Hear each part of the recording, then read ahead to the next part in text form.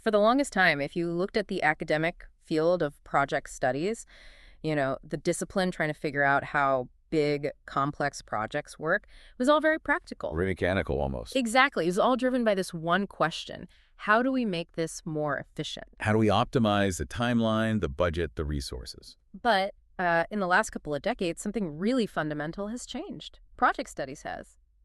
Well, it's evolved.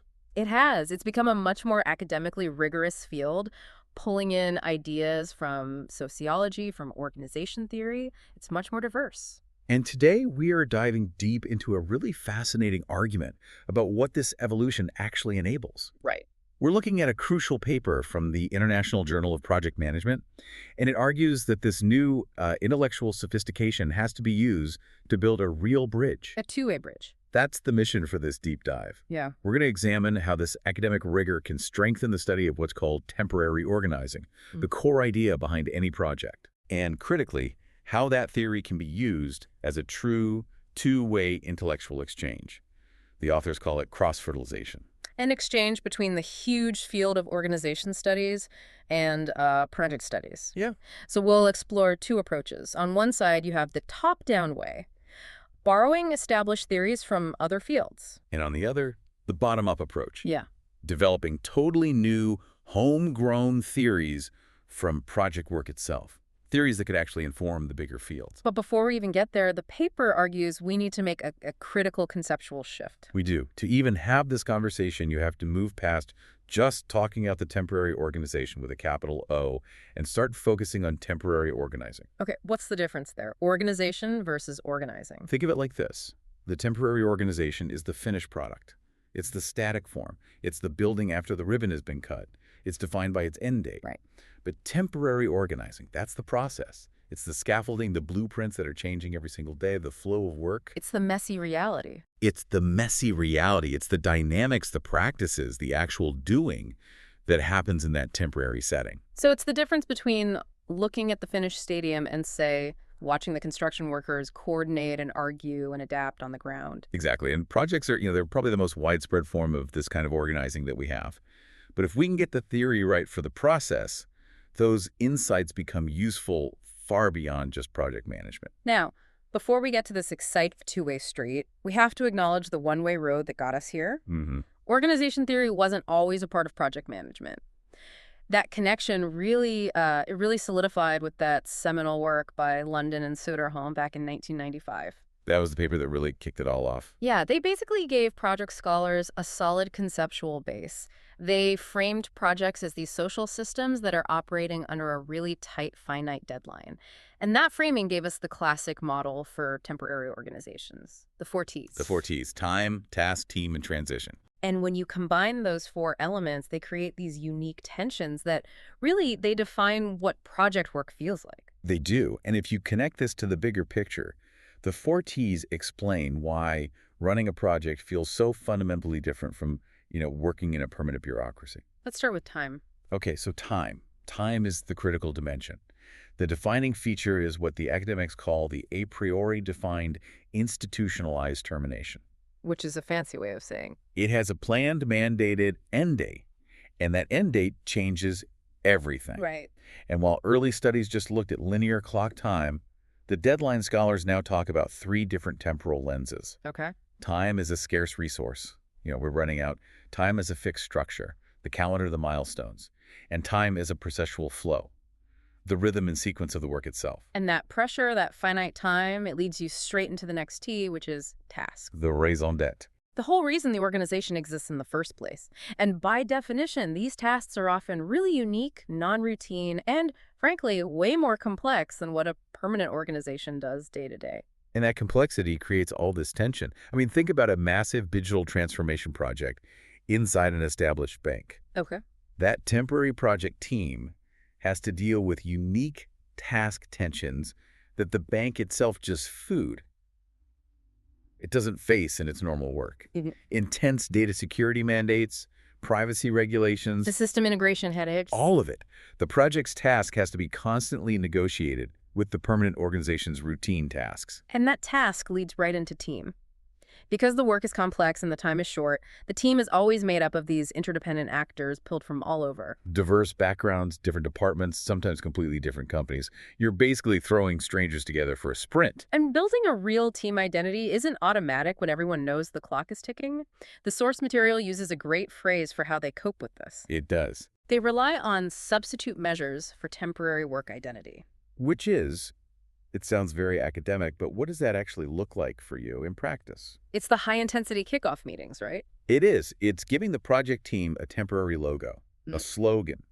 It's that immediate, intense focus on a shared mission, on rituals. Anything to generate trust and cohesion really, really quickly. Because you don't have years of water cooler chat to build those relationships. You have to simulate the bonding of a permanent team in just a few weeks. And the last T is transition. It's the change, the shift between the before and the after of the project. So it covers the actual outcome, like a new IT system, but it's also about perception.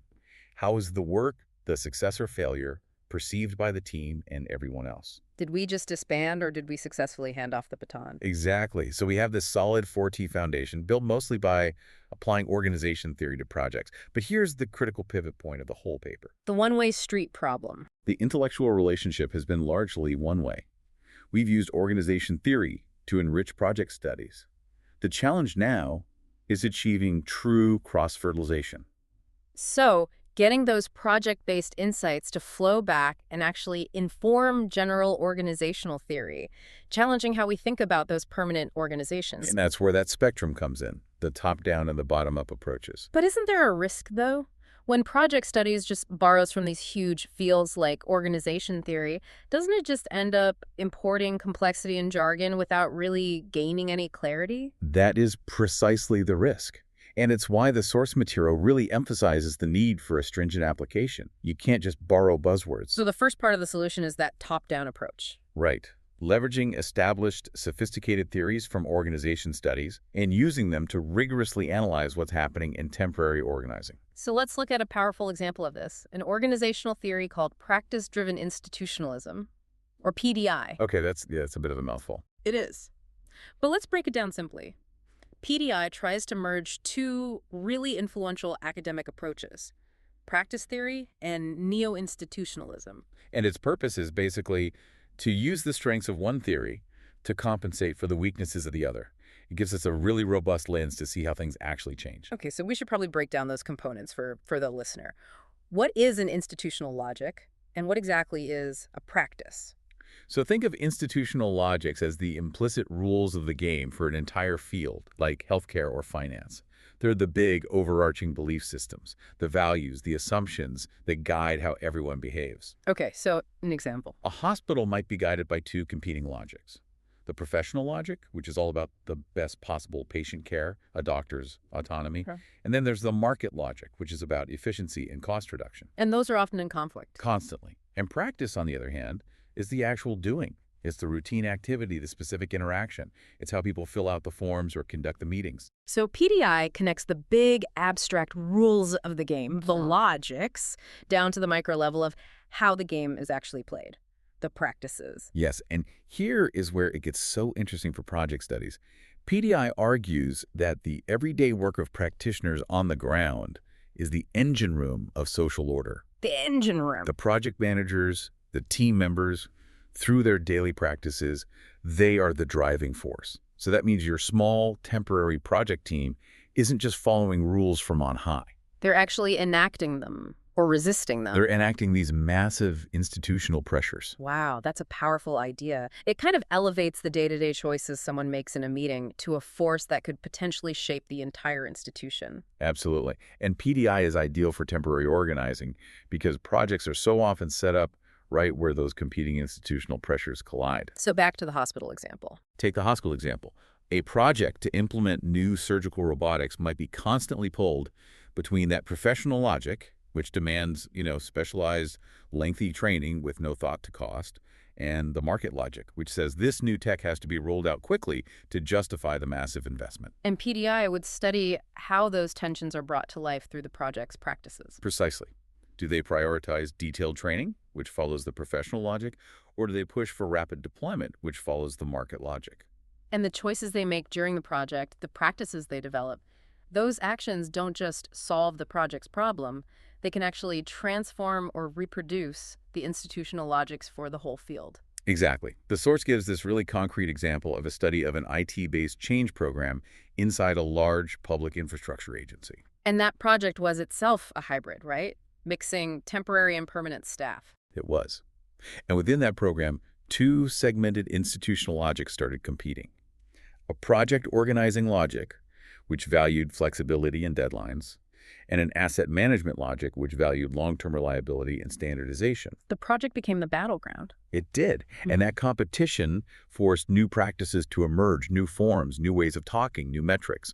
So by using PDI, a top-down theory, the scholars were able to capture this microprocess of institutional change through the lens of temporary organizing. Yeah. And that provides huge value back to organizational theory. That's a perfect illustration of the top-down utility, borrowing a powerful lens to deeply analyze what we're seeing in projects. Okay, so now let's pivot. Let's go to the other end of the spectrum. Bottom-up theorizing. Right. And this approach starts not with a theory, but with a massive real-world phenomenon. And in this case, the phenomenon is crisis. We know that temporary organizing is crucial in crisis management, coordinating efforts before, during, and after an emergency. And previous research on these extreme environments often found that, informal emergent structures were way more effective than static formal ones. Which just makes intuitive sense. It does, but those past studies had a key limitation. They did. They usually only looked at the initial response stage, the first few weeks after a disaster hits. And they tended to assume that these temporary structures were static and really short-lived. They were designed to put out the fire, then just dissolve. Exactly. But now, this new bottom-up research is giving us completely novel insights that challenge that assumption. And these insights have implications for all of organizational studies. Okay, so what's the study? I'm thinking of a study that looked at 3 temporary organizations responding to the COVID-19 crisis in the Netherlands. It was a qualitative longitudinal approach, which is key. They followed them over time. And that's crucial work, isn't it? Because a pandemic is not a flash flood. It's a slow, grinding emergency.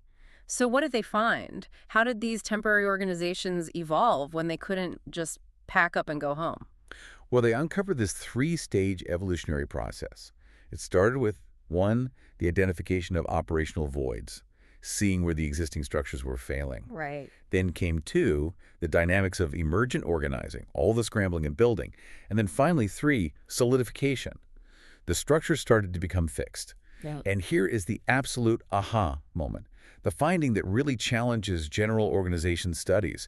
They found that these organizations developed new tasks, new connections, new organizational structures continually over time. So they were flexible? They showed flexibility, yes, but the real punchline is this.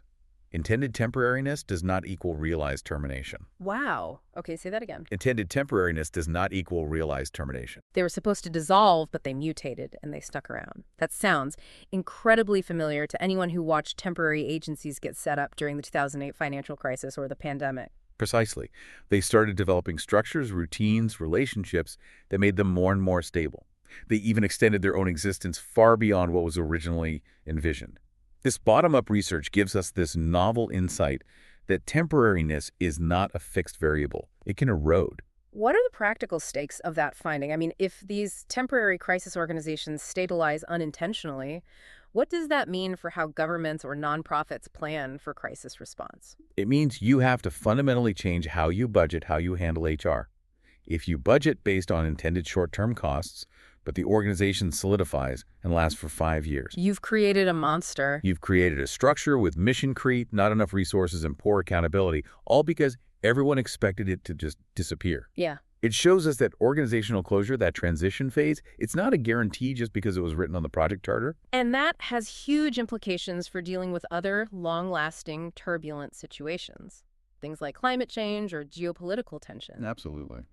So what does this all mean for our mission? We've seen the power of the top-down approach using a theory like PDI to analyze how practices shape institutions within projects. And we've seen the power of the bottom-up approach, studying the phenomenon of crisis to generate this totally new, field-defining insight that intended temporariness is often a myth. And that synthesis, that's the key to the true cross-fertilization. It is. By framing temporary organizing as this dynamic, processual, practice-based phenomenon, we create common intellectual ground. Yeah. And that's valuable to scholars in so many disciplines. And this applies to so many areas beyond just traditional management, right? You could apply this framing to innovation studies, looking at projects in innovation contexts. Or to the study of digital transformation, which has so much in common with information systems research. Even entirely new forms of organizing, like sustainability pilots, or looking at the complex ways different temporary organizations respond to a changing climate. All of them could benefit from this dual approach. And that brings us right back to that crucial bottom-up finding. Intended temporariness does not equal realized termination. If these temporary organizations, born of necessity and defined by their fixed endpoint, frequently develop these unintended structures that make them last longer. Then we're left with a really provocative thought for you to consider. If temporariness itself is so unstable, what does this imply for how we define, plan, and manage our so-called permanent organizations that are constantly facing turbulence, crisis, and continuous unexpected change?